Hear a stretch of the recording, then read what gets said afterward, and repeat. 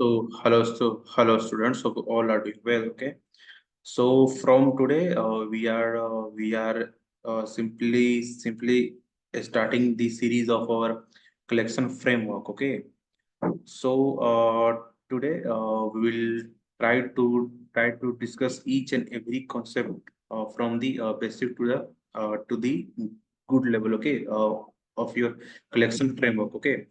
So if you are preparing for your any Java interview, and also if you are preparing for your any coding contest, okay, so your collection framework is must. Okay, if you are looking for any contest or any test, and you are trying to solve the questions in Java programming, okay, then the collection framework is must. Okay, it will play a vital role for solving your problem in a fast way, and it will also makes your the simplicity of your code. Okay, and the complexity of your code is also being minimized by using your collections framework. Okay, so we will try to cover every concept of your the collection framework in this one shoot video. And also if you wanted to access the videos by topic wise, one by one, okay, then I will provide the link of my playlist of my collection framework. Okay, so that you can access the videos by topic wise as well. Okay, so let's continue our the collection framework one should video. Okay, so let's get started. Okay, our today topic is the simple what are the collections in Java. Okay, so see, collection represent a single unit of the object or a groups. Okay, what I'm trying to say that your collection is contains some predefined methods and functions. Okay, which are being implemented in data structures. Okay, means some of predefined function, like we had used the dot sort method in our Java series, that is being sort your given array in a very easy manner. Okay, so these are the some the predefined methods in your Java. Okay, same as it is your collection is contain some predefined interfaces like set, list, queue. Okay, and those interfaces are being implemented by the array list, vector, linked list, priority queue, HashSet, and these all things. Okay, so today we will gonna just start by your array list. Okay, so today topic is our array list in collection framework. Okay, so what are array list, and why we need the concept of array list? First of all, we should know the answer of this particular question. Okay, so first of all, why we need array list? Okay, why we need? Okay, so in our core Java, we had learned the concept of your arrays. Okay, so what are the arrays? Arrays are just defined with a fixed size of the memory allocations. Okay, you can't change the memory size of your array uh, uh, dynamically at a runtime. Okay, and one more thing, that if your array is being defined as a type of any fixed type of data type, then you have to store that particular type of data as only that particular array. Okay, but uh, that means your array is of fixed size. Okay, fixed size. Okay, fixed size. What I'm trying to say, generally, how we are declaring our array. See, int array barabar new int, and inside this we have to fix the size of our array. Okay, we have to fix the size of our array. Okay, and if you are putting the elements in your array, if you are try to put the element into the array, okay, then you can put only 4 elements in this arr. Okay, you can put only 4 elements, and if you are trying to put the the sixth element, then it will generate an exception error. Okay, so likewise here, if I will just try to put the element in my array at the fifth position, fifth position, then it will generate an error. It will generate an error. See, I will show you. Let's check 32. Okay, then it will generate an error. Let's run your program. See, the array index out of bound exception 5. Okay, that means the size of your array is 5, and that's why only 5 element can be put it into this array.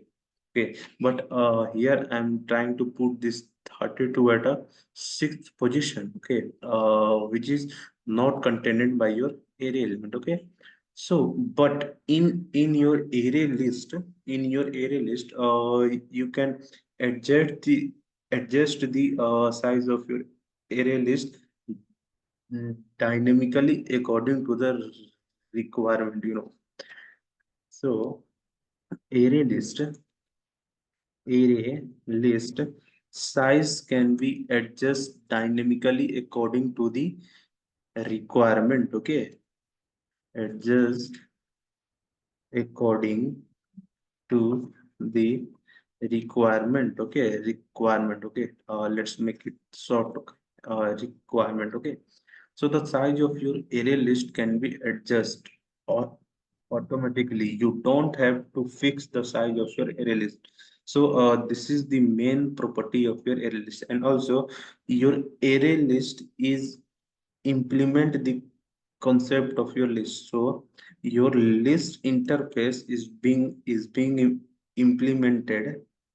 List interface is implemented by your array list class. Okay, array list class. Okay, so your array list is a class that is implement the list interface in Java. Okay, and these all classes are being predefined inside your util package. Okay, so first of all, before we use this array list, you have to import this array list class from your util package. Okay, so this is the all about the your array list, and now we will see that how we can just implement your array list in your Java programming. Okay, so for the implementing your array list. Okay, array list. So array list, and inside this bracket you have to define the type of element you want to insert inside your array list. So for now, let's take the integer type. Okay, in that means I wanted to insert the only integer type of data inside my array list, and the object I will take, let's take ARR is equal to new array list. Okay, new array list. Okay, that is how I can create the object of my array list class. Okay, and now by using this particular object, I can perform the operation on my array list. Okay, so if I wanted to add the element into my array list, if I wanted to add the element into my array list, then what I will do? There is a method that is dot add method. Okay, so dot add, and inside this you have to pass a integer value. Okay, so let's add 12 here. Okay, So by using this piece of code, I am able to add the element that is 12 inside my this array list. Okay, that is ARR. Okay. Also, you can add the multiple elements by using this add method. Okay, let's add it 32, 32. Okay, and same as it is, if I will add more elements. Okay, more elements. So let's make it anything 54, 65, and 31. Okay.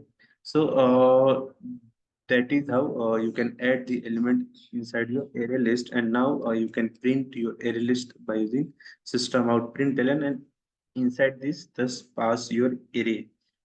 Okay. So run it. See, the output is being displayed here. That is 12, 32, 54, 65, and 31. Okay.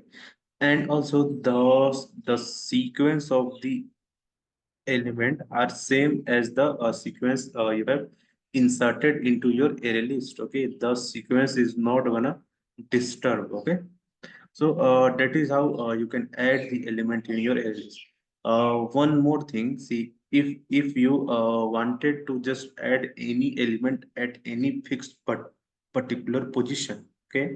See, as many you can add the element as many you want. Okay, the size is being updated dynamically into your array list. Okay, so you don't have to worry about the size of your array. Okay, this is the whole responsibility of your array list. Okay, and also if you wanted to just add the element at any fixed particular position. Okay, let's say that is I wanted to add the element at my first position. Okay, so what I will do, I will just take the ARR dot add method, and inside this add method I will pass the index value. uh, let's say I wanted to add the element at my first index position, and then I will pass the element, let's take it 122. Okay, that means I just wanted to add this 122 value at my first index position. Okay, so at the position of your 32, the 122 is being added here. Okay, and then after, let's print your array list. Run it. See, at the first position, 122 is being added here. Okay. That is how you can add the element at any fixed particular position. Okay. So that is how you can add the element into your array list, and also you can add the element at any particular position into your array list. Okay.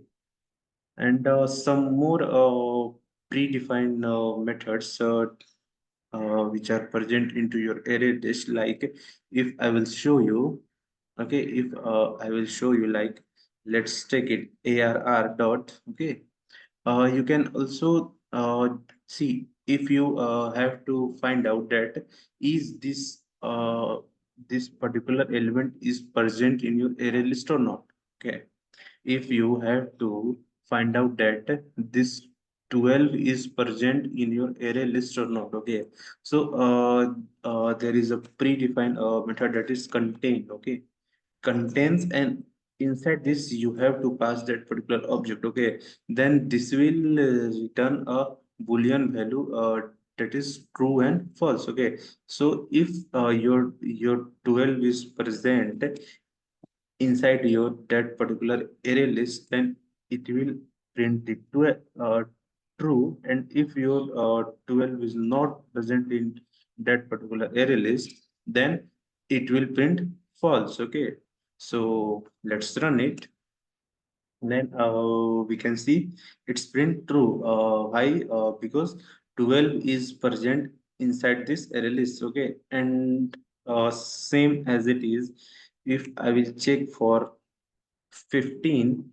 Okay, 15, then this 15 is not present in my array list, then it should return false value here. Okay, see the false is being printed here. Okay, so that is how you can find out that any particular element is present inside my array list or not. Okay, and also you can just remove the some particular element from your array list. Okay, you can also remove the element. Okay, so let's see, you wanted to just remove this uh, 54 from your array. So what we will do, uh, there is also a predefined method that is remove. Okay, remove, and inside this you just have to pass the element that you wanted to remove. Okay, and if that particular element is present in your array, then it will remove it automatically. Okay, and then after print your array, then after print your array. Okay, so here I had removed the 32 from my array, and then I am trying to print. See what will be the output. Description. Okay, so see my 32 is present at the index position 1. Okay, so here you have to pass the index position of the element that you wanted to remove. Okay, here you have to pass the index position that you wanted to remove. Okay, so I wanted to remove this 32 that is present at the index position 1. Then I have to pass the one index position inside my remove method. Okay, then I will run it. See, the 32 is being deleted from your array. Okay, that is how you can remove the element directly from your array list. Okay, and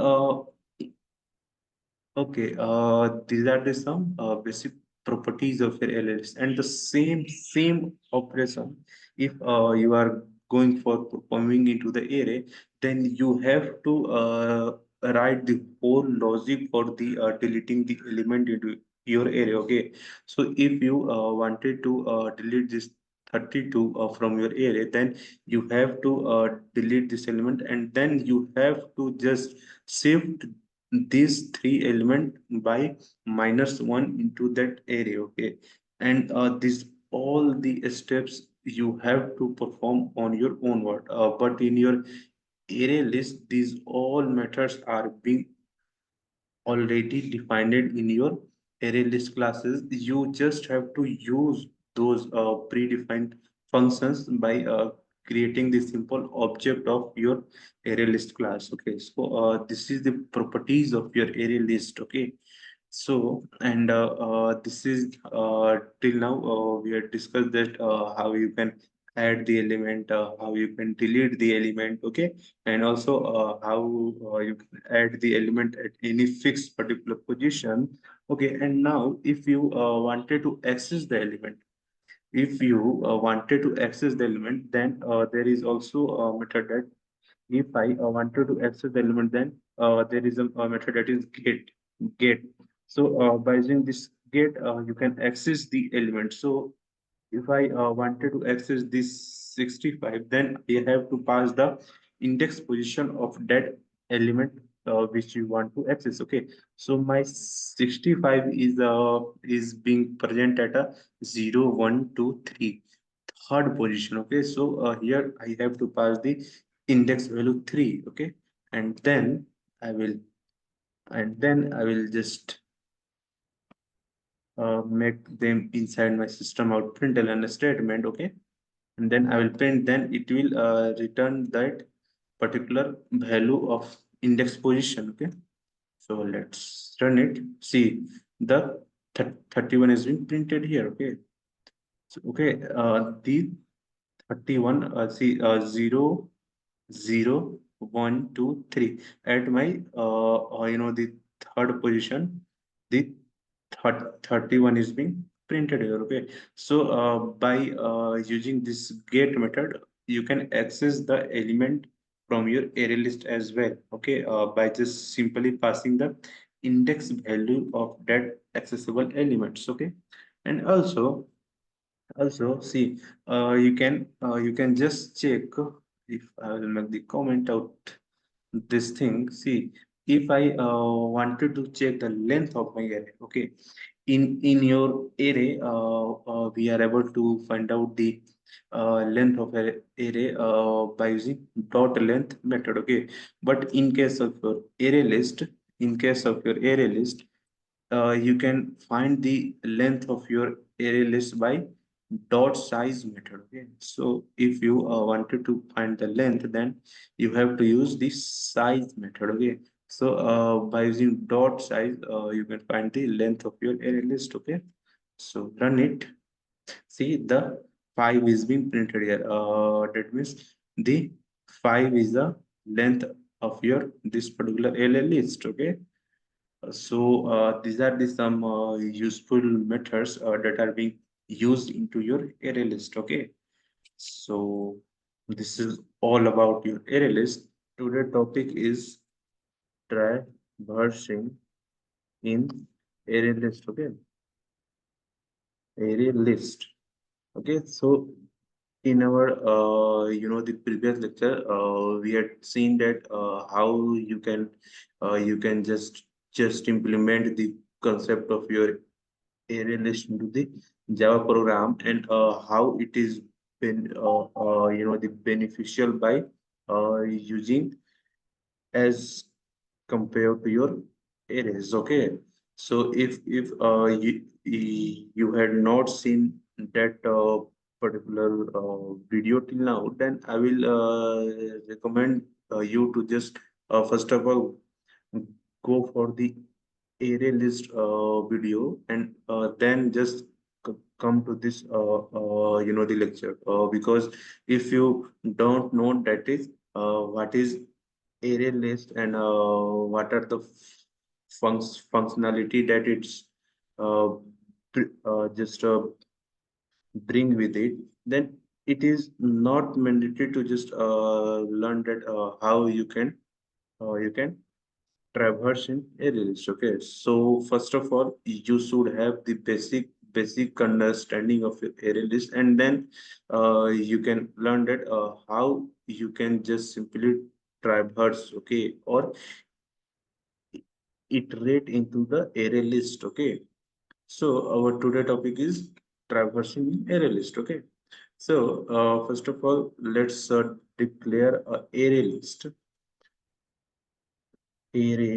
Okay, ArrayList, and your ArrayList is your ArrayList class is being defined in your util package. Okay, so also you can just simply bring your ArrayList class here. Okay, by using this piece of code, we are importing the array list class from your util package. Okay, so array list, and then we will define the type of data we wanted to store. Okay, so till now just take it as an integer type, then arr is equals to new array list. Okay,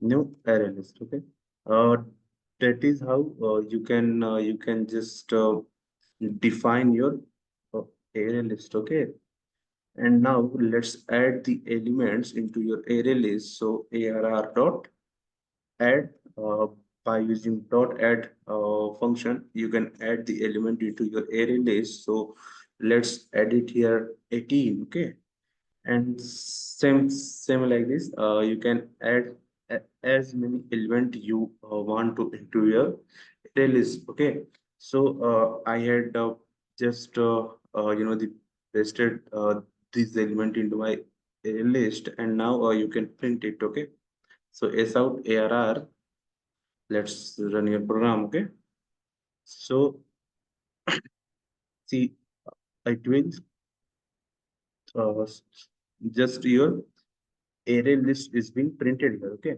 now I have to just traverse into my array list. Okay, so there are few methods, so let's discuss them one by one. Okay, so as you as you know, guys, that how to traverse in your array.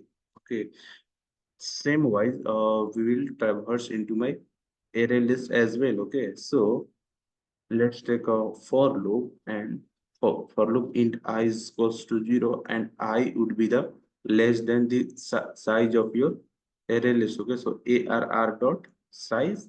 Okay, and then I plus plus. Okay, and yeah, I is equals to 0, and what we will do, we can print the element of your array list by using dot get method. Okay, so arr dot get. Okay, get, and inside this we just have to pass the index value. Okay, so we'll pass the I here. Okay, so this means a arr dot get I means 0. Okay, so it will print the zeroth position element, and then if for I is being just increased by 1, then it will print the first element, and since as it is the loop is being executed and the traversing in array is being successfully implemented. Okay, so let's run a program, and then we will see that it will print the exact value that we want or not. Let's run it. See, 18, 12, 13, 14, 15, 16, 17. This element we are got. Okay, so that is how you can just simply traverse into your array list. Okay, there is another method that you can just simply traverse, and that method is for each loop. Okay, so what are the for each? Let's declare the for, and then we will take uh, the data type, take it int, and then let's take it element. Okay, element, and then your array list. Okay, then your array list here. Okay, and then let's check the for loop and simply print your element here. Okay, simply print your element here. Okay, see, this is your for each loop. Okay, and for each for each loop. Okay, your every element of your array list is being stored into the element variable one by one, and inside your loop we are just simply printing your element variable here. Okay, so let's run the program.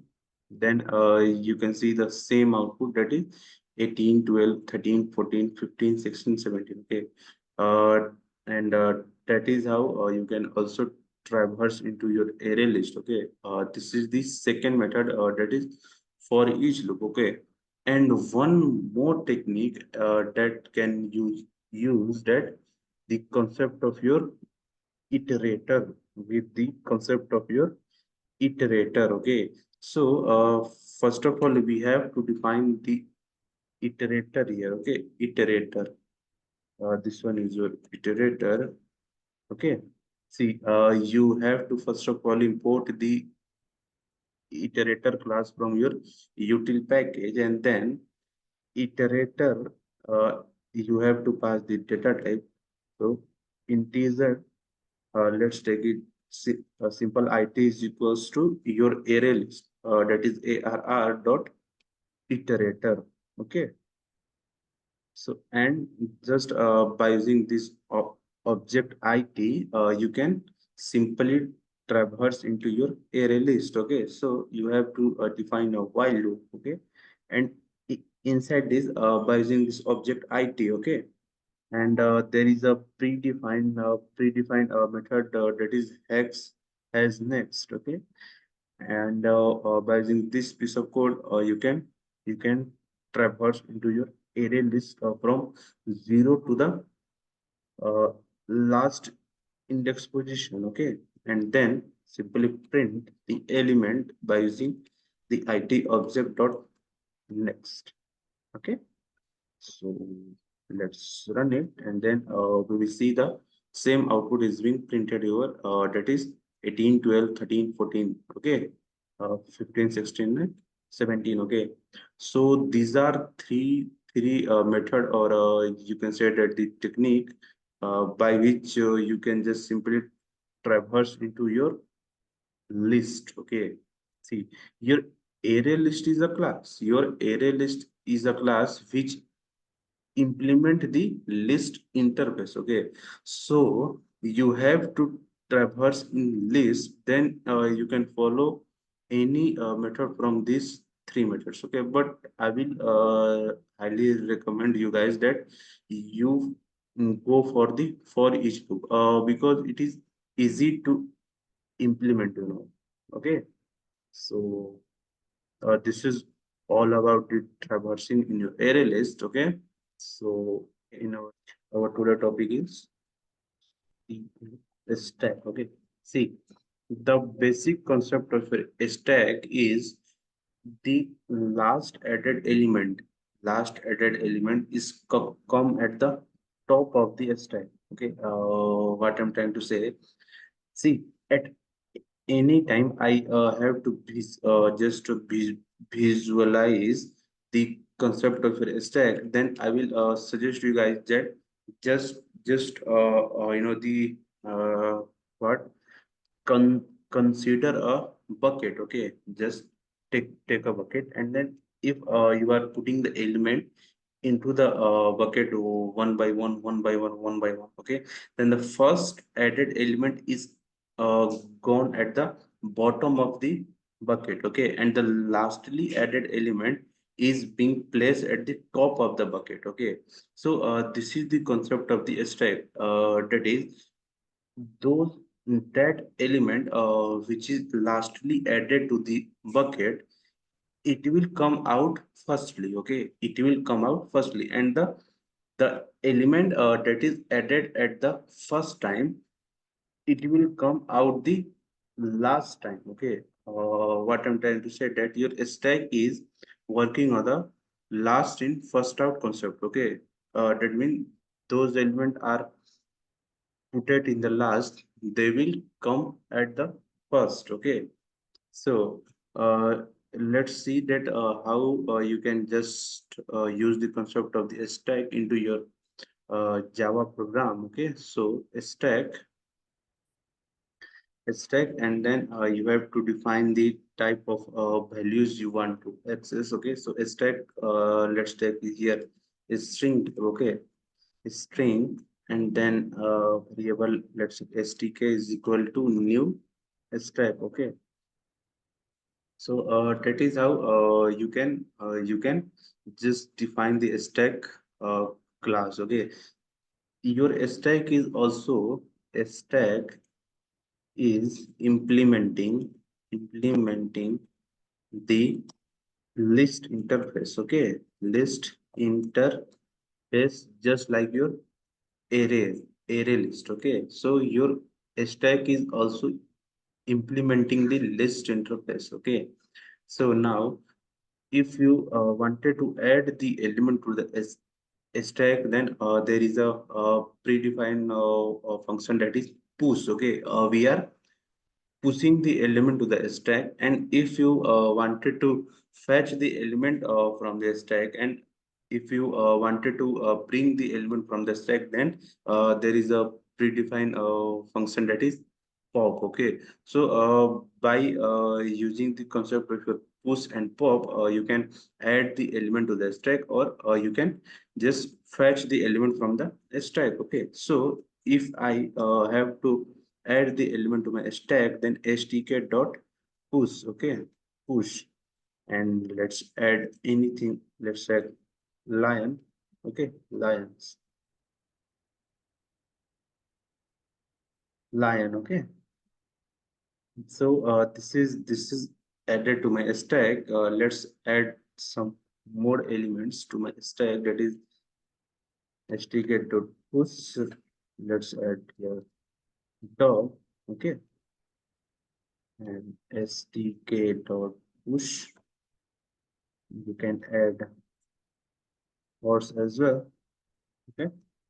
And let's take another element, push. Let's take cat here, okay? Uh, Cat is a string type, cat. So that is how you can add the element to your stack. And now let's print your stack here, okay? Print your stack here, okay? Run your program. Then you will see that lion, dog, horse, cat is being printed here, okay? Lion, dog, horse, cat is being printed here. That is how you can just simply add the element to your stack, okay? Okay. And now if you have to just fetch the element that which element is at the top, now I think you guys had already guessed that the lastly added element is a cat, okay? The cat is being added to the stack at a very last, okay? That's why it will come out firstly, okay? So our cat is uh, cat is currently placed at the top of the stack, and if you will fetch the element, then cat will come out first, okay? So if you wanted to check that which element is at the top of the stack, then there is a predefined method that is peek, okay? So by using the peek method, stk.peek, you can just fetch that which element is present at the top of the stack, okay? So let's run it. Then see the cat is being printed here. That is, cat is the top of the stack right now, okay? So that is what you can just simply pick the element that which element is at the top right now. Okay, and now if you wanted to just fetch the element or delete the element from the stack, then you will use the concept of the pop. Okay, so stk dot pop, okay? So by using this pop, you can just bring out this cat element from my stack, okay?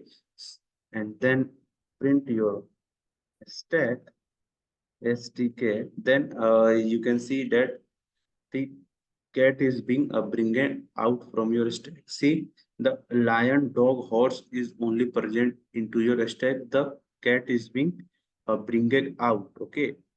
And now after that, if you are just pick the element into the stack, then the horse is at the top of the position, okay? So now if you are wanted to pick after the performing the pop operation, then you can see that the horse is at top of the position. See, till then you had not performed the pop operation on the stack, then cat is at the top. But after performing the operation pop, the cat is being deleted from your stack, and then your horse is come at the peak or top of the stack. Okay, so that is how your peak, push, and pop operation is working in the stack, and these three methods are being widely used in your stack. Also, there are more methods. Okay, there is more methods that are uh, can be used into your stack. Like you can see that.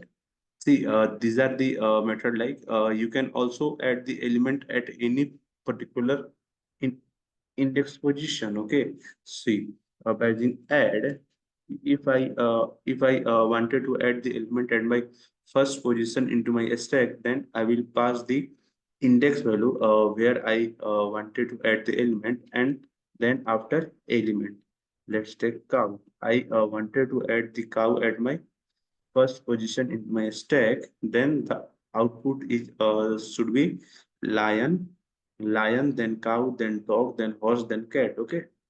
Now print your stack. Okay. Run it.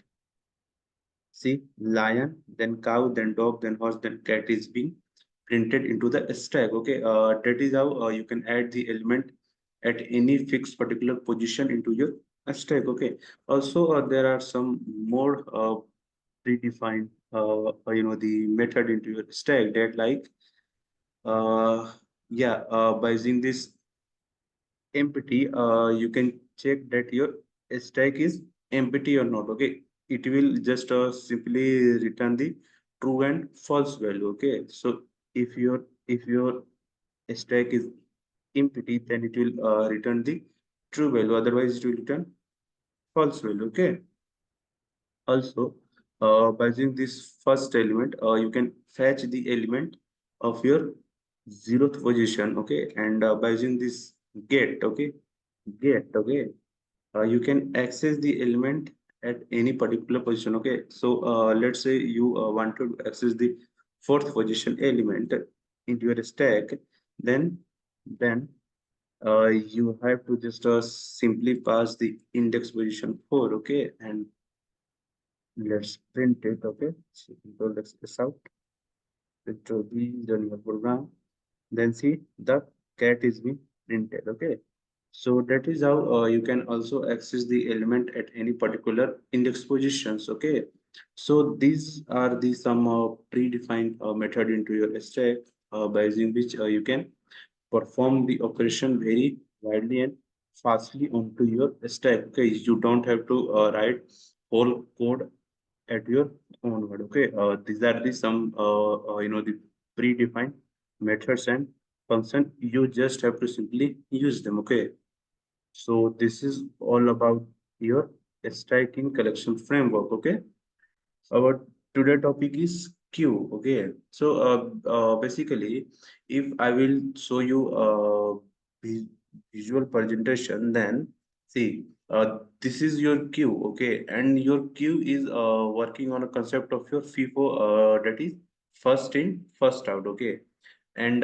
you can just simply understand with a real life example, that is if you are going for the ticket counter. Okay, then what will happen, the person who come firstly, he will get the ticket at a first priority. Okay, and this is the same concept is being applied to your queue. Okay, that means the person that is 40 is being come in your queue at a very first time, then it will get out from your queue at a first. Okay, uh, that means your element are being added from your rear side. Okay, your element will be added from a rear side in your queue, and they are being deleted from the front side. Okay, uh, that means when the first element is being come for the your queue, then that is 40. Okay, so 40 is being added to your queue at this particular position. Okay, and then after, if a second element is came, that is 30, then your 40 is just simply being shifted by one the position, and your 30 is being added to this particular position. Okay, and if your third third element, that is 20, is come for the queue, then your 20 is being first of all, your 40 and 30 will be shifted by your uh, position 1, and then your this value, that is 20, will be added at a position 1. Okay, and that is how you can add the element in your queue. And if you have to just pull the element from your queue, then uh, you can only pull the element from your front side of your queue. So those elements who come firstly, they will get pulled out at a first basis. Okay, that is how your queue is working on a concept of first in, first out. Okay, uh, that means come first and get first. Okay, this is the concept that is followed by your queue. Okay, now let's come and understand that how you can implement the concept of queue in your Java programming. Okay, so this is how we can create the queue. Okay, so this is the queue. Okay, your queue interface is being implemented by your linked list class. Okay, and also your queue. is can implemented by ArrayList class as well. Okay, but our in our today lecture, we will see that how you can implement the queue by using your LinkedList class. Okay, so I had created the object that is queue. Okay, now by using this particular object, you can add the element to your queue.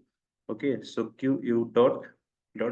So in your queue, there is a method that is offer. Okay, so by using offer, you can add the element into your queue. Okay, so uh, queue dot offer, and I wanted to add the element that is 12. So uh, by using this piece of code, I can able to add the element to my queue. Okay, and same likewise, I can add more element to my queue as well. Okay, so let's copy it, just paste it. Okay, just pasted it. Okay, so this is your 12, then 13. Let's take is 14, and let's take it at 15 and 16 like this. Okay. So that is how you can add the element to your queue. Okay. And now if you wanted to see that if is the all element is being added to your queue or not, then just print your queue by using system out of print and inside it pass the queue. Okay. So you can see the all elements is being added to your queue. Okay, so now as I had told you that the element are added in your queue at a first come first serve basis. Okay, first come first serve basis. Okay, so now if you wanted to just fetch that which element is at a top position, means which element, if you will simply pull the element, then which element will come out. Okay, which element will come out. Okay, so see, if you are doing poll the element. Okay, poll means it will just simply poll the element which is at a topmost side in your queue. Okay, that means which element is added firstly in your queue, it will become out firstly from out your queue. Okay, that means first come first basis is being just simply executed here. Okay, so I had add my 12. I had add my 12 at a first, and then at a second time I had add 13, at a third time I added 14. Okay, so the 12 is added at firstly. Okay, then it will come out at first priority. Okay, so if I will perform the queue dot poll, then my 12 is being deleted from my queue. Okay, so let's see, just print your queue, then after fresh out. What's the problem over here? Show a system dot out dot println. Okay, and inside I will print my queue. Let's run it. Then I can see that my 13 is being deleted from my queue. Okay, my 13 is being deleted from my queue. Okay, so this is the concept of your poll. Uh, that means it will it will remove the element. Okay, which is at top position. Top position. Okay, and also there is a predefined function that is peak. Okay, by using the peak, you can just simply fetch that element which is the next will gonna pull out. Okay, which element will gonna pull out next, you can fetch that particular element by using the peak method. Okay, so if you wanted to know that which element will gonna pull out next, and then you can use the peak. So give you that dot peak. Okay, pwk. Okay, so you can access this element. So let's take in the system out of println. Okay, so preview.pick, Control V. Let's run your program. Oh, sorry, I will. I had pressed the another key. So see, now the third 13 is the next element that will gonna pick, pick it out if I will perform the poll operation on my cube. Okay, and as usual, you can see that my 13 at a topmost position right now. Okay, so that is how you can implement the concept of queue in your the Java programming. Okay, and here we are implementing our queue by using our linked list class. Okay, also you can implement the concept of queue by using your ArrayList class as well. Okay, so yeah, this is about our today lecture, and also you can see there are more predefined method that is remove. Okay, so you can just simply remove the element from your queue as you want. Okay, and also here we are adding the element to our queue by using our offer method. Okay, also you can add the element to your queue by using add method as well. Okay, add method as well. See, added the element to my queue. Okay, I had added the element to my queue. Now, if I'm gonna print my queue here, okay, so S out, queue in, then I can see that 67 will become added here. See, my 67 is become added to my queue. Okay, but the problem with this dot add method that if you are not able to add the element to your queue successfully, then it will generate a exception.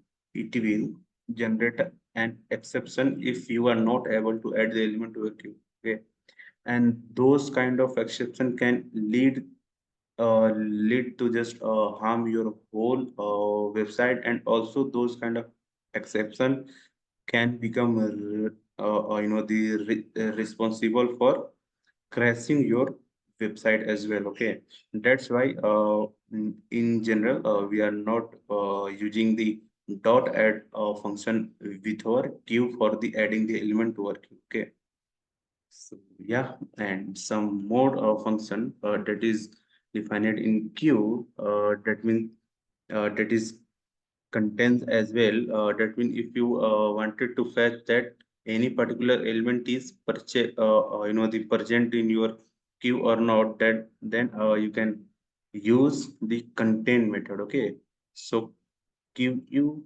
dot contain, if I have to fetch that my 13 is present in my queue or not, then it will return a true or false value. Means if my 13 is present in my queue, then it will return true. And if my 13 is not present in queue, then it will return false value. Okay. So if I will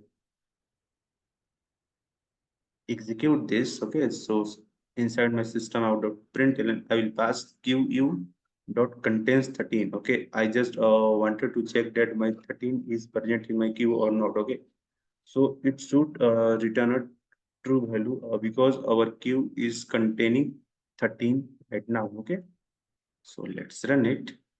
See, it is returning a true value. Okay, and if I will give the element like 130. Okay, just wanted to check that 130 is present in my array or not. See, 130 is not present in my queue, then it should return a false value here. Okay, so let's run your program. See, it is returning a false value. Okay, so that is how you can fetch the element as well, or you can search the element as well, that any particular element is present in your queue or not. Okay, some more functions like we had seen the contains by using the key layer. You can just simply delete all the element from your queue at a single line. Okay, and by using this empty, okay, by using this empty, you can check that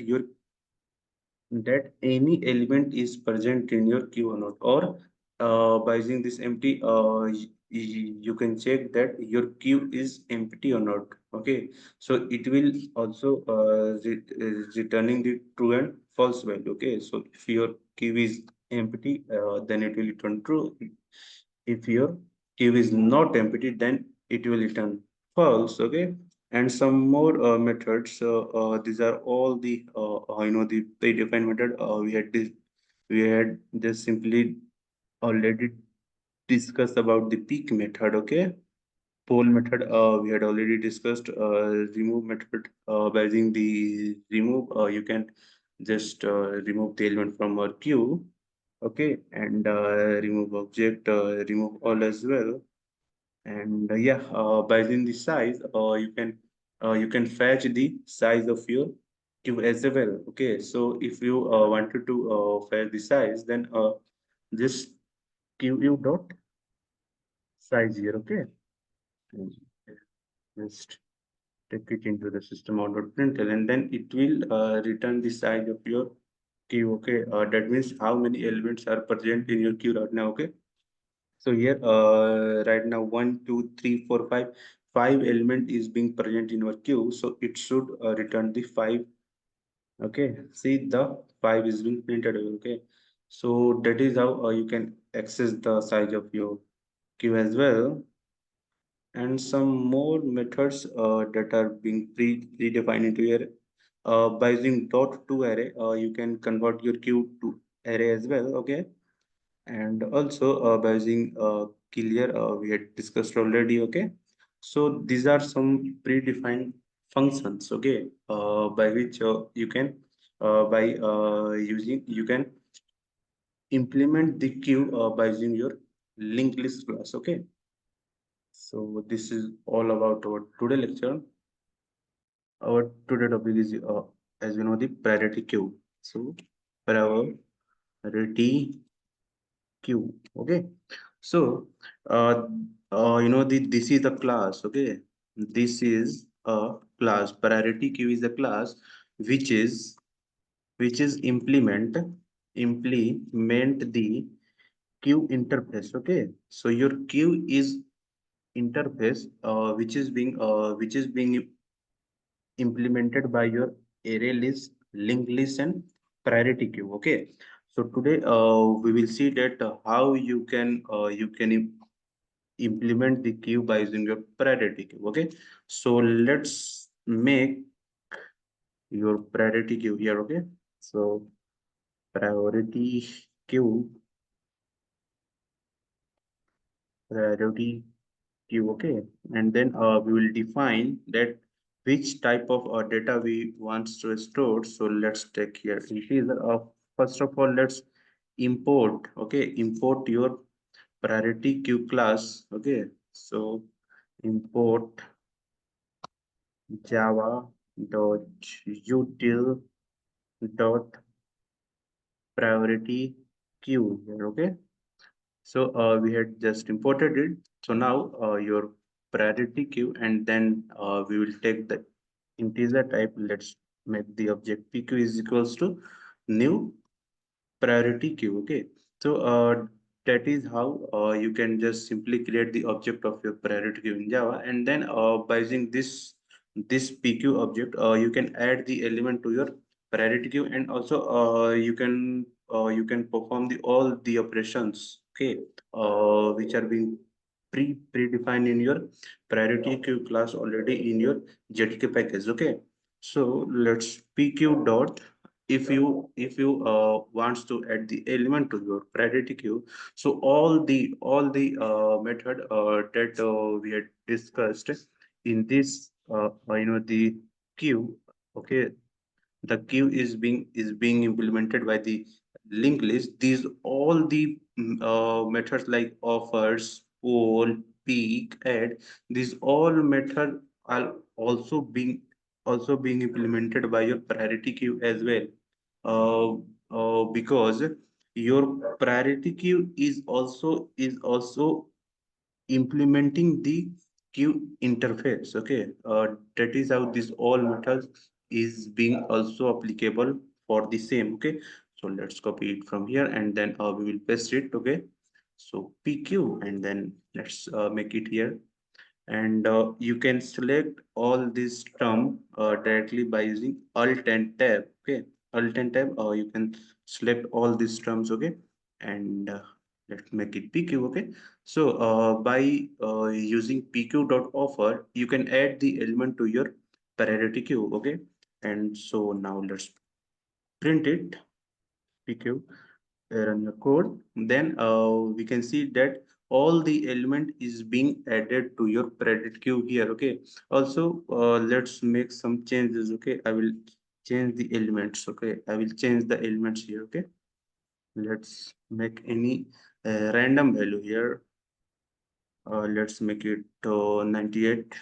Okay, run it, then you can see that the element are being just added randomly as well. Okay, and also the elements in your priority queue, they are not defining the fixed position that in which you are just simply adding the element. They can store in any random positions. Okay, so for a single moment, wait a second, guys. Wait a second. Okay, let's continue. Okay, so as you can see, guys, that I had add this particular element that is 78 at the first position in my queue, but the random position is being assigned to this 78. Okay, see, at the first position, the 14 is being added here. Okay, uh, that is why I had told you that the position of element is not being followed by your priority key. Okay, the element are being added at a random position. Okay, and also this kind of question can be asked from you in your Java interview. Okay, so one more property of your priority queue, that is the most smallest element. Okay, so a smallest element, the most smallest element that are present in your queue, it will come au- automatically at the top of your priority queue. Okay, this is the main property of your queue, that is most a smallest element. Okay, which is present in your queue, it will come out automatically at the top of your queue. Okay, so here in this our queue, the most the smallest element is 14 here. Okay, so your 14 is automatically come at the top of your queue. Okay, so mm, if I will add one more element, let's take it simple 10. Okay, so here your now your 10 is being come at a topmost position in your queue. Okay, see, the 10 is come at the topmost position of my queue. Okay, so this is the main property of your queue, that the most smallest element is come at the top position. Okay, and now if you wanted to fetch the element. Okay, so pq dot poll you can just simply delete the topmost element of your queue. Okay, now let's print your queue. Okay, Control C and here Control V. Then you can see the 10 is being deleted from your queue, and now the next smallest element, that is 14, is being present in your queue. It will come at the topmost position automatically. Okay, so this is the property of your queue, and also you can just pq dot the by using the peak method. Okay, by using the peak method, you can access the element, the most smallest element of your queue. Okay, so pq dot peak, and then if you will pass it into the system dot println, then it will return the most smallest element that is currently present in your priority queue. See, the 14 is being printed here, means your 14 is the smallest element in queue right now. Okay. And also you can set the priority of your elements according to your requirement as well. Okay. Till now it will only showing the smallest element at the top. Okay. But what if you wants to show that it should show the the largest element at the top. Okay. Then you just have to pass a simple comparator to your priority queue, and that is comparator. See, comparator dot reverse order. Okay. Reverse order. So by using this piece of code, the you can set the precedence of your order of your element. Okay. So it will simply make the most largest element will come out at your top of position of your queue. Okay. So if I will now if I will now print my queue, then the largest element will be come out at the topmost position. Okay. So you can see the 98 is being automatically come at the top of my queue. And now if I will pick the element from the top, then 98 will be returned out. See, the 98 is being showing out. Okay. So that is how you can add the precedence of the element according to your requirement as well, by using the comparator dot reverse order. Okay. So this is about your priority queue. So our today topic is array deck. Okay. Okay. Lot of the student just read it like array DQ. It is not array DQ. It is array deck. Okay. So basically the basic definition of your array deck is it is the class which is implementing the your queue interface. Okay. So array deck is the class which will implement your queue interface. Okay. So now let's see that how you can implement your array deck. Okay. Array deck into your Java program. Okay. So let's declare your array deck, and inside it we will pass the kind of element we would like to take into your array deck. And let's create an object. Okay. Let's take DQ. Okay. DQ is equals to new array deck. Okay. New array deck. Okay. So that is how you can create the object that is DEQ of your array deck class. And now by using this object, you can just implement the all the predefined functions and method of your array deck. Okay. So now let's see that how you can implement those concept. So if you see, if you wanted to add the element to your array deck, then just write deq dot offer. Okay. Dot offer. Okay.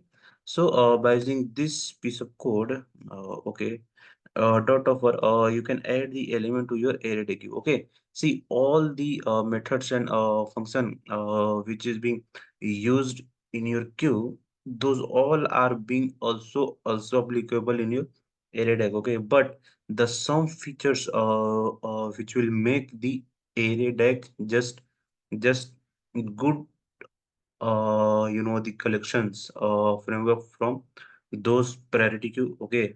So the sum of features, like, see, in your queue, what are the features like, you can only add the element from the rare, and the you can only delete the element from the front. Okay. But in case of your array deck, you can add the element from the front, and also you can add the element from the rear side as well. And you can pull the element from the rear, And also you can pull the element from front side as well. Okay, so this is the property that's make your a- array deque different from the other collection framework. Okay, so see here, if I will add the element to my array deck, then I will simply use uh, deque.offer, and I will pass some basics elements to the my array deck. Okay, so see, I had add 12 and 13 here to my array deck, and if I will print these my array deck, okay, array deck, then I can see that uh, wait a second, that 12 and 13 is being printed into my array deck. Okay, let's make some, it is too large. Okay, see, okay, I think now it's good. Okay, so 12 and 13 is being printed, and here my 12 is a at a the my 12 is the element. If I will perform the poll operation, then my 12 will gonna out from my array. Okay, and see, and if I wanted to add the element at a first position, like at a position of my 12, okay, then I have a predefined method that is deque dot offer first. So by using this piece of code, I can add the element at a first position in my array deck. Okay, and if I wanted to add the element at a last position to my array deck, then there is a method that is offer last. Okay, offer last. Okay, so if I wanted to add the element at a last, then just use your dot offer last. Okay, and now print your array deck, then you can see we had add the 4 at a first position in your array deck, then the 4 is come out at a first position, and we had add the element at a last position, then your 98 is being added to at a last position into your array deck. Okay, so this is the property which makes your array deck the different from the others collection framework. Okay, okay, and now see, if you wanted to just pick the element. Okay, so what we are generally do, like deck dot pick. Okay, if you wanted to pick the element, then we are using the pick, then 4 is being the picket.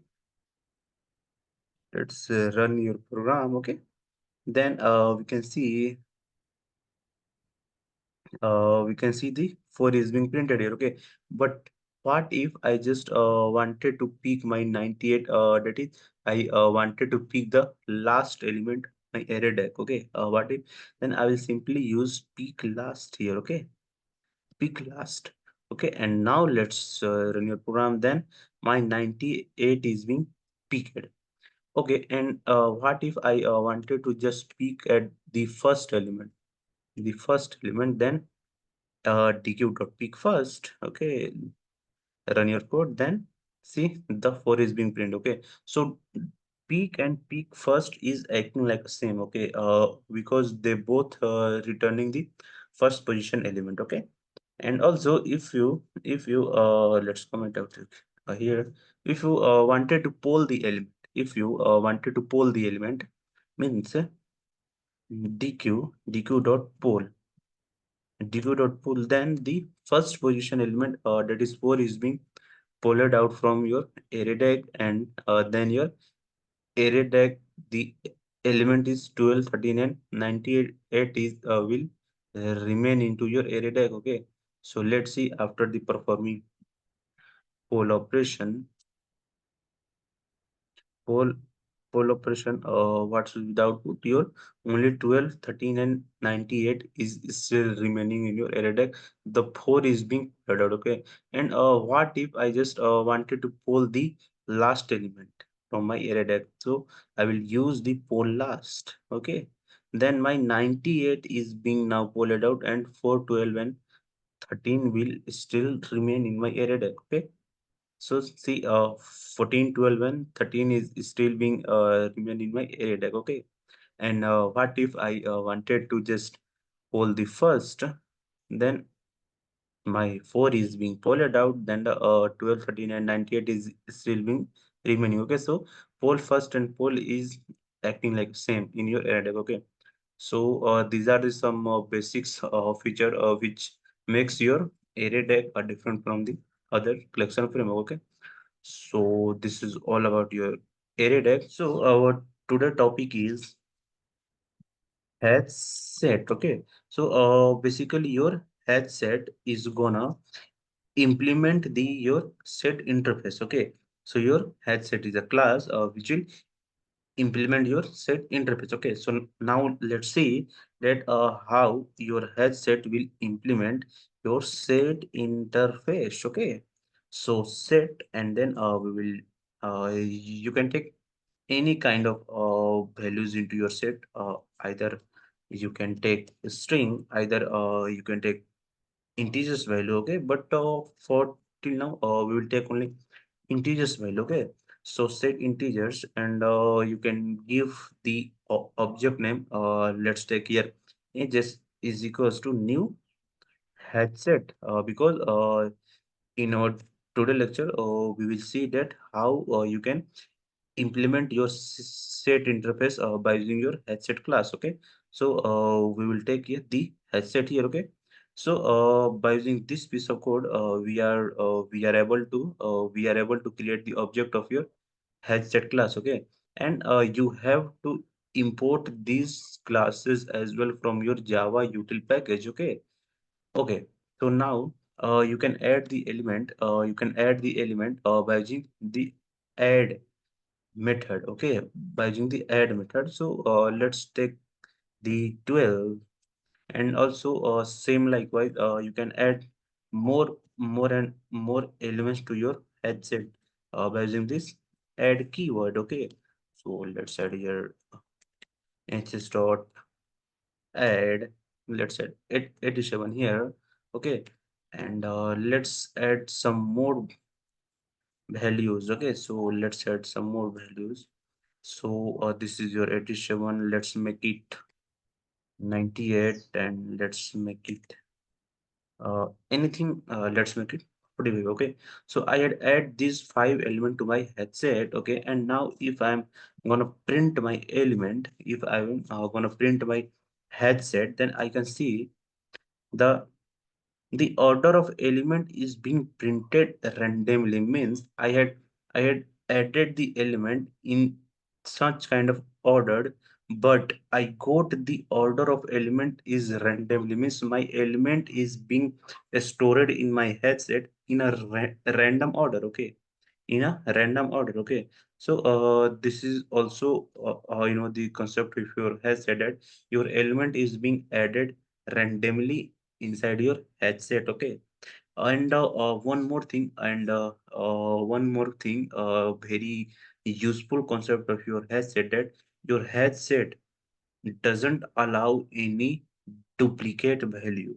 Your headset doesn't allow any duplicate value. Means what I'm trying to say, that if you are trying to add the same element that you had already added to your headset, then your headset will gonna override that particular element. Okay, that means your headset will not allow the duplicate value into your headset. Okay, so let's see here. If I will try to add the same element. Okay, let's take 87. Okay, I had already added 87 here in my headset. Okay, and now again I'm trying to add 87. Then your headset will gonna override this value. Okay, so let's run your code. Then we can see there is only 87 is present.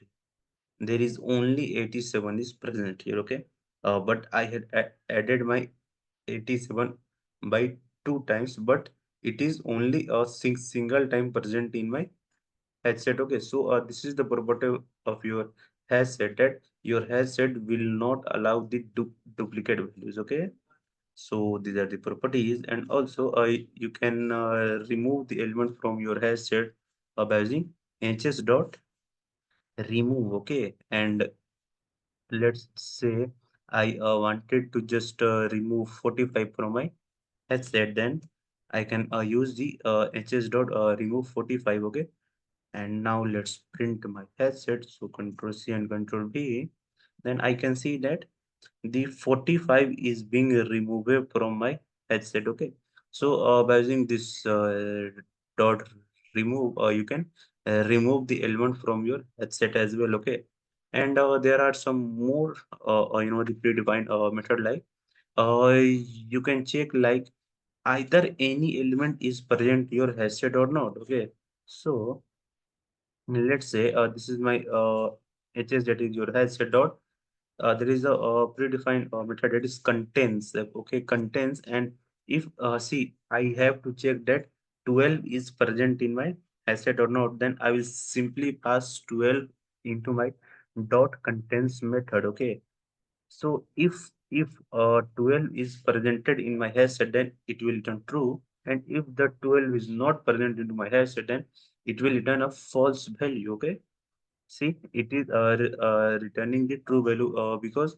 the 12 is being present in my hash set. Okay, and if I will check for the 100, then see, it should return a false value. Means the 100 is not present into my hash set. Okay, so that is how you can access the element that the element is presented into your hash set right now or not. Okay, and also you can simply, let's make the comment out this thing from here. Okay, let's make it comment out. Okay, and also you can access the size of your headset as well. Okay, so hs dot size, hs dot size, then this will return the size of your headset. Means your headset is currently contain 5 elements, then the size of your headset will 5. Okay, so these are the some predefined methods and functions, okay, that your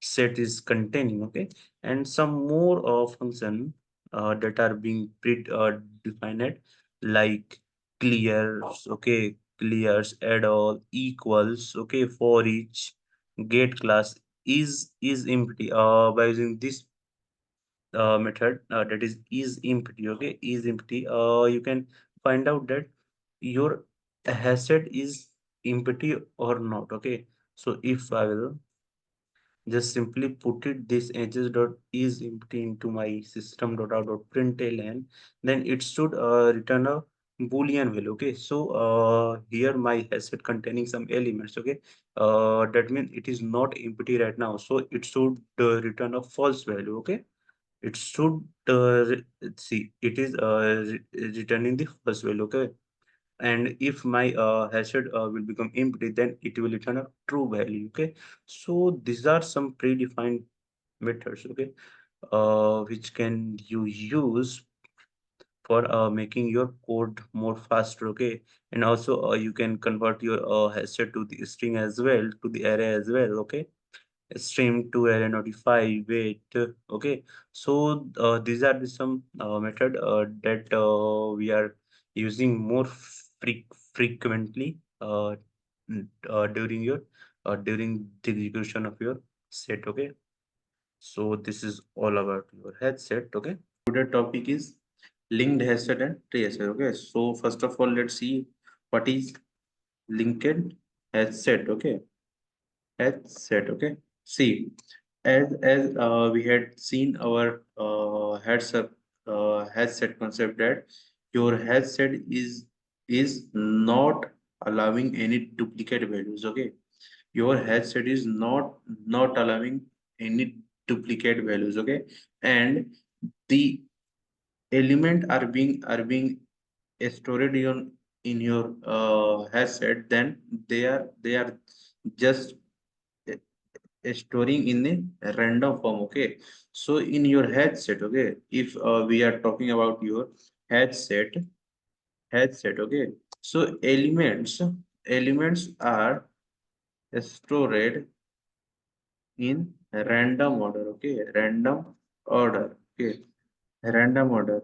But by using the concept of your linked headset, by using the concept of your linked hashtag, you can remove this, the drawback of your hashtag. That means you can store the element, you can store the element into your set by following the orders, okay, and also by following the all the properties of your headset.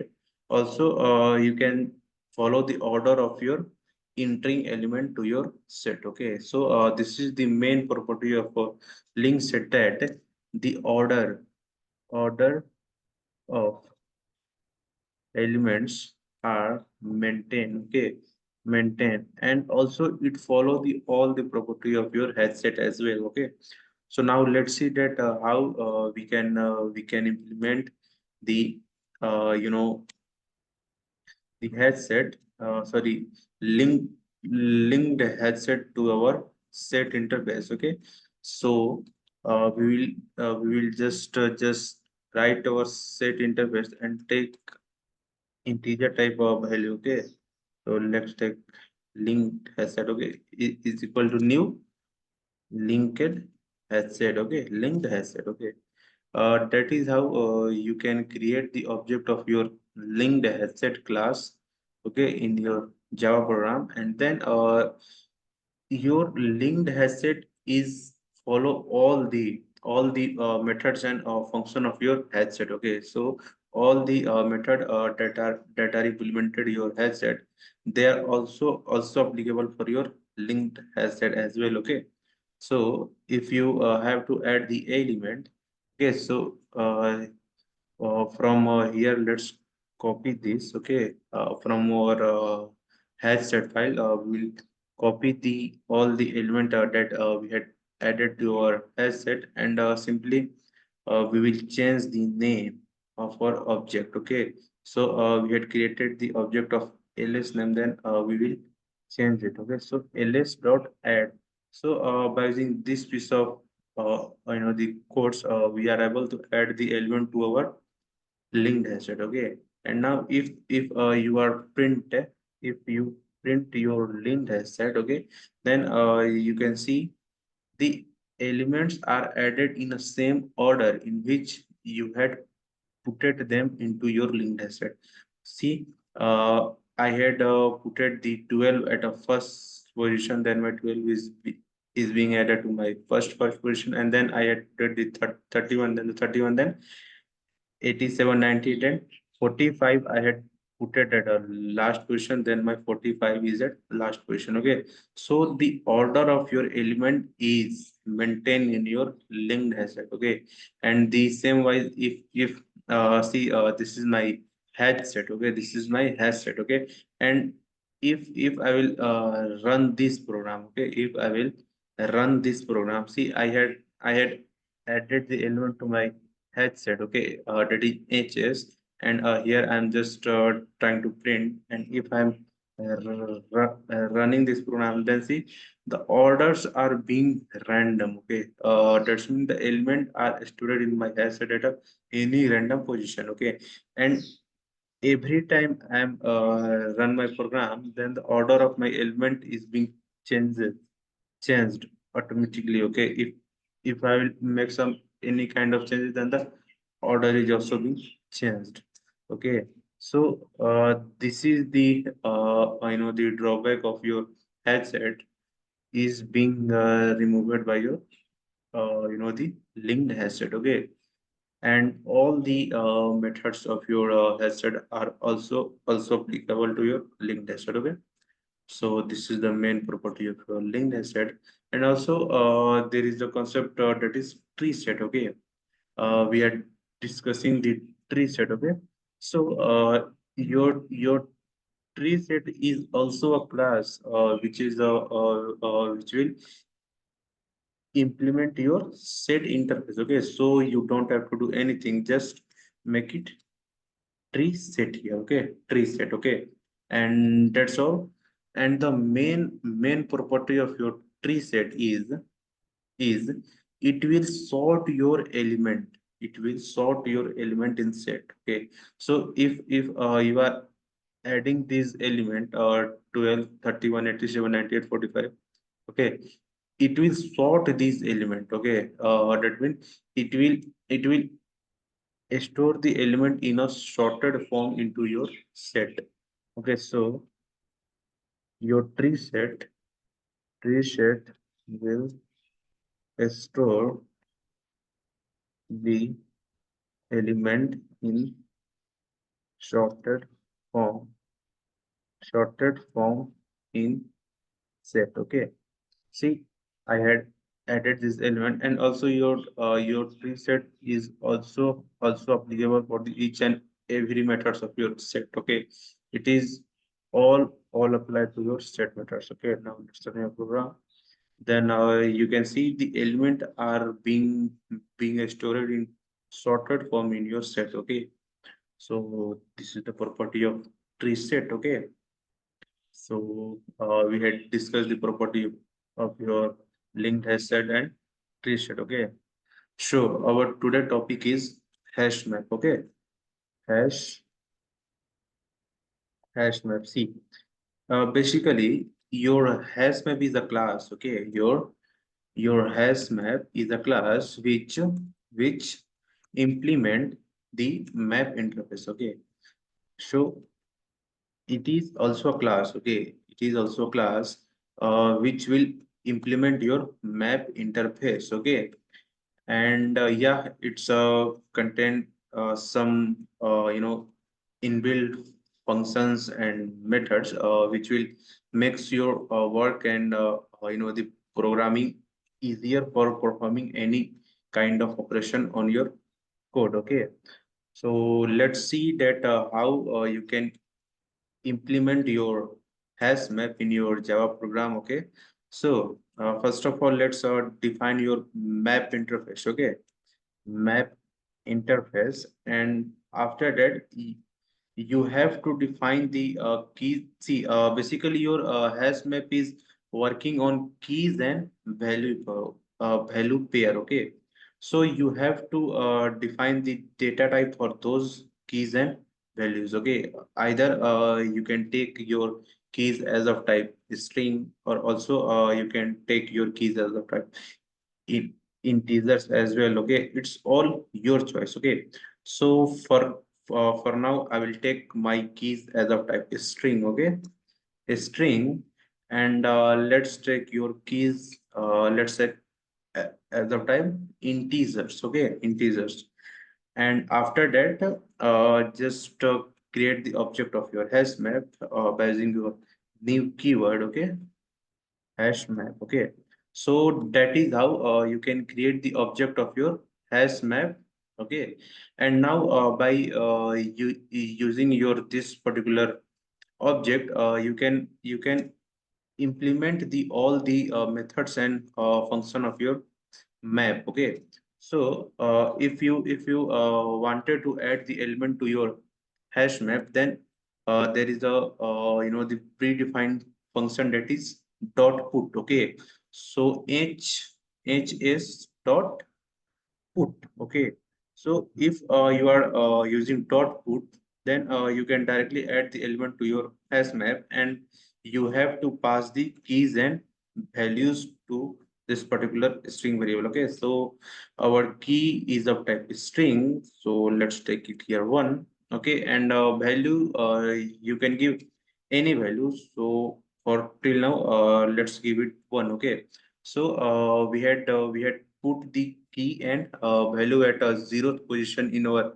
hash map. That is, key is one and value is one. Okay, and also like same wise, you can add more element to your hash map by doing same operations. Okay, so here let's take two. Okay, two, and then here you can take, let's see, integer type value 2, and also you can take your hs dot put let's add another value here 3. Okay, three, and add a 3 integer value here. Okay, uh, that is how you can simply add the element to your hash map. Okay, and if you wanted to print your hash map, then simply pass it into your system dot out dot println. Okay, then you can print your hash map. So let's run your code. So you can see that your hash map is being printed in the form of your keys and value pair. Okay, so for your one key, the value is one. For your two key, the value is two, and for your three key, the value is three is being printed here. Okay, and that is how you can add the element. Okay, and some also more inbuilt function like you can just get the element by using your keys value as well. So if I will put hs.get, okay, and if I will enter my keys value, let's take it one, okay, then it will simply print the value of my one key, okay. It will simply print the value of my one key, okay. And if I will pass this statement to my system.out.println, okay, then it will print the value of my key one. So system.out.println and then run it. And you can see the one value of my one key is being printed by using dot get method, okay. And also some more predefined methods like you know inside your s out, okay, I can use hs dot contents, okay, contents. Okay, so if the hs dot contains key, by using this dot contains key, I can find out that any particular key is currently present in my hash map or not. Okay, so if that particular key will be present in my hash map, then it will return a true value, and if it is not present in my hash map, then it will return a false value. Okay, so let's take, if I have to check for the keys value 2, that I just wanted to check that my 2 is present in my map or not, then I will simply pass the value 2 inside my dot contains key method. And then if I will run my program, then see my 2 is already present in my hash map. That's why it will print a true value here, okay. And if I will pass any random value, let's check 5, okay. If I will give the the 5 key here, that means the 5 key is not present in my hash map, then it should return a false value, okay, because the 5 is not present in our hash map. See, it is returning a false value here, okay. So that is how you can just simply fetch that any particular key is present in your HashMap or not. Okay, and also for the same, you can also access the values as well. Okay, so if you wanted to access the value that any value is present in your map or not, then you can simply use dot contains value. Okay, so let's see if I have to check for the three that my three value is present in my map or not, then I will simply pass the 3 inside my contents values, okay. And if I will run, then see, it will print a true value. That means my 3 is already present in my hash map, okay. And if I will give any, let's take random value, it's 8, that I just wanted to check for the 8 that my 8 is present in my hash map or not, then let's see the what will be the output is being printed. See, the output is being printed false. That means the 8 value is not present anywhere in my HashMap right now. Okay. So that is how you can fetch the elements. Okay. You can put the element, and also you can get the element by using keys value. Okay. Some more, the predefined methods are being present in your hash map, like, the key layers. Okay, and yeah, by using equals, you can simply perform the the compare operation on your hash map, okay. And by using this is empty, you can fetch that your hash map is currently containing any keys and value pair right now. Okay, so if your hash map is empty, then it will return true value, and if your hash map is not empty, then it will return a false value. Okay, so if I will take it is empty here. Okay, is empty. So see, currently my hash map is containing some keys and values pair, then it will return a false value. Okay, it will return a false value. So let's see what will be the output is being printed.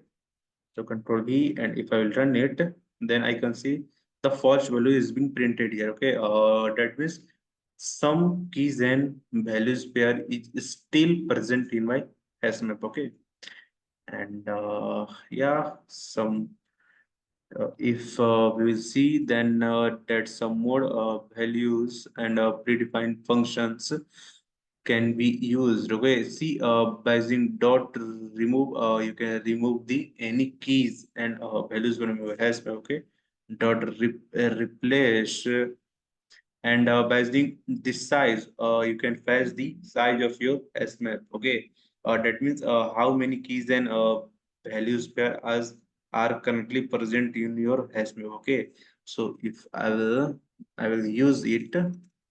So inside my system.out.println, if I will make hs.size here, okay, size here, then I can able to fetch the size of my the hash map, that how many keys and values pair are currently present.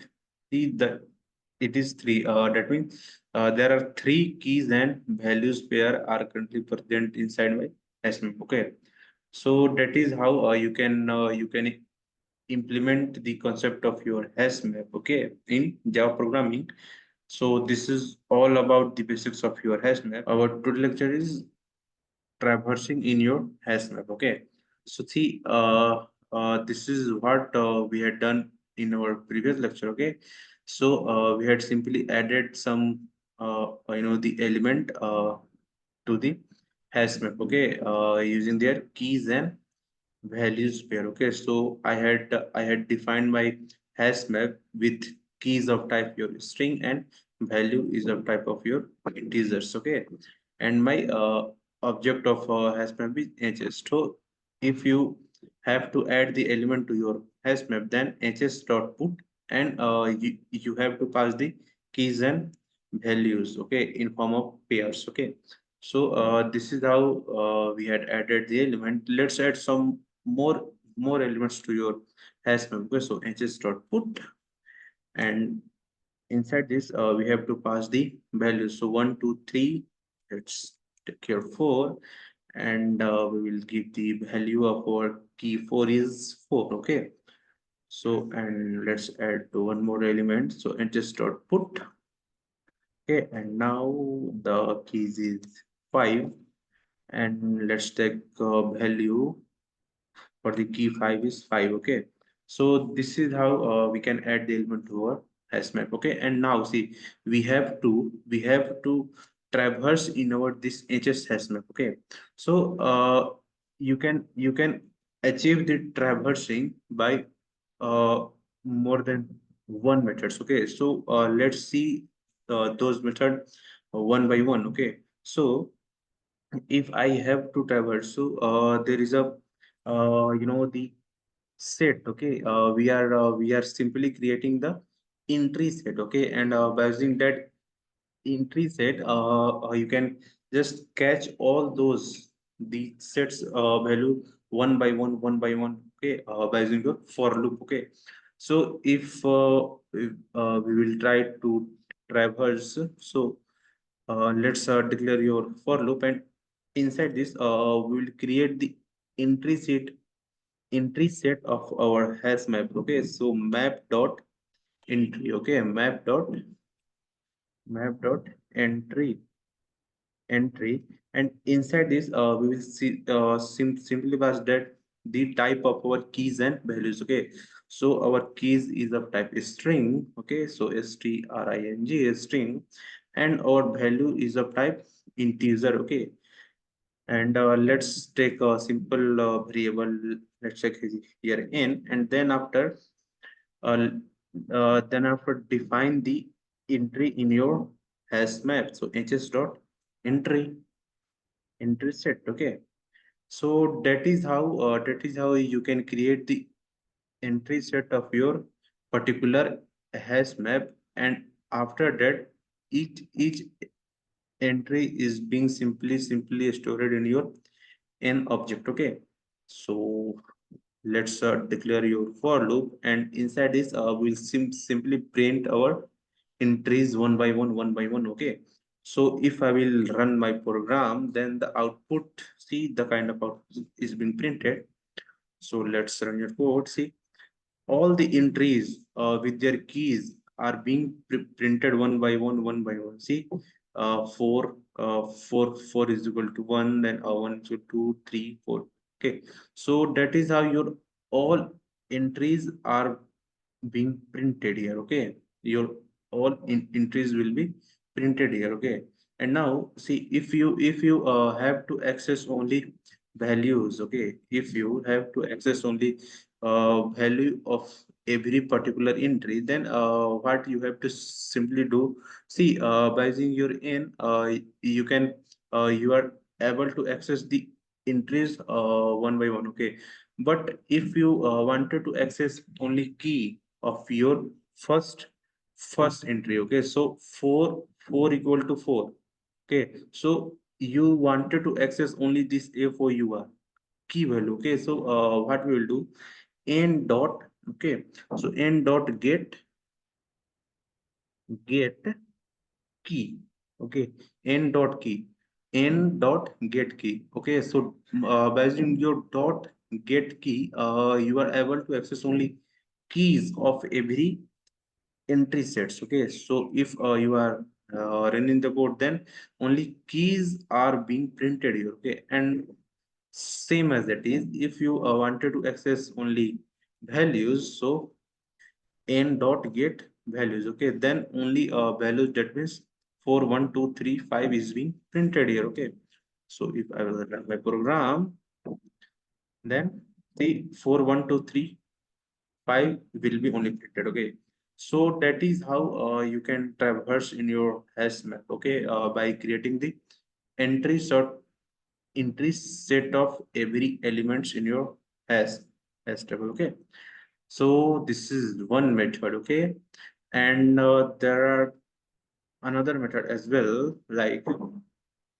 see, this is my for loop. Okay, this is my for loop. Okay, so if you have to just simply access the keys value. Okay, so my key is of type string. Okay, so I will take a variable of type string. Okay, so string, let's say s, then colon hs dot key set. Okay, because I only have to fetch the keys value of my headset. Okay, so string dot s, I will store all the keys value to my s one by one, and I will print that keys inside my for loop. Okay, and by using hs dot key set, I'm able to fetch only keys of my hash map. Okay, and inside this loop I will print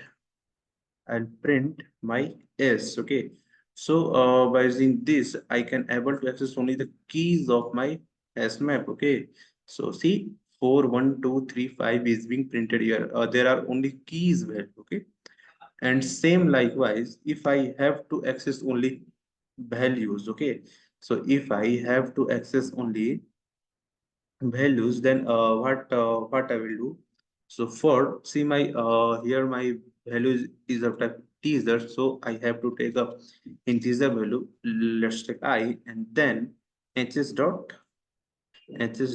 values. Okay, hs dot values. Okay, so by using hs dot values, you are able to fetch every value one by one, and we will store all that fetching values to our I variable. Okay, and inside your for loop, we will print our I. Okay, so I will print my I here. So the output should be, see, by using your key set. Okay, by using your this for loop, that is hs dot key set, we are able to print only. keys, and by using your hs dot values, we are able to print our values only, that is 41235. Okay, so that is how there are these method that you can traverse in your HashMap. Okay, and also see here,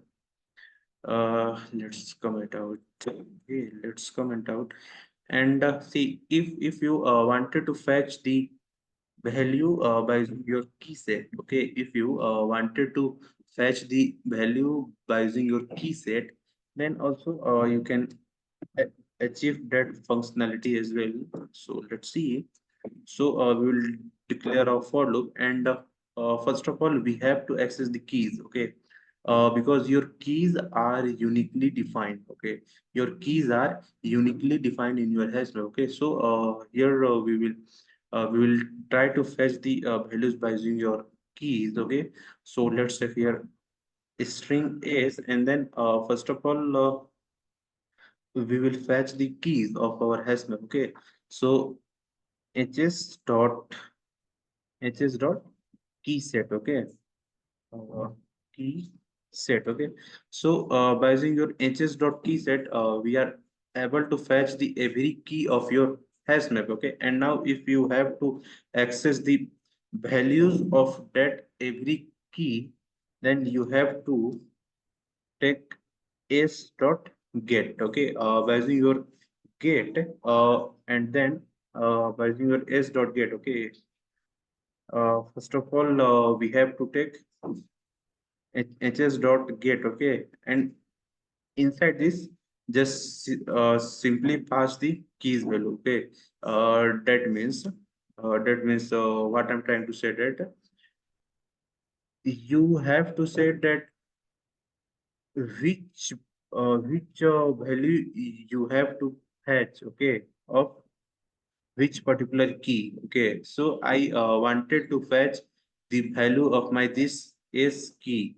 Okay, so I have to give my key value here for fetching the value of that particular key. Okay, so a- hs, that is our hash map, and then dot get, and inside this simply give the value of your key. Okay, and when we will run our program, then we can see that we are able to fetch the keys here. Okay, sorry, all the value here. Okay, so that is how you can fetch the value by using keys of your hash map. Okay, so this is all about that how you can traverse in your hash map. Okay, so mm, this is all about our today lecture. Okay, so let's wrap up our the today session, and we will continue our lecture in our next day. Okay, so till then, keep learning, keep growing. Have a nice day. Bye bye.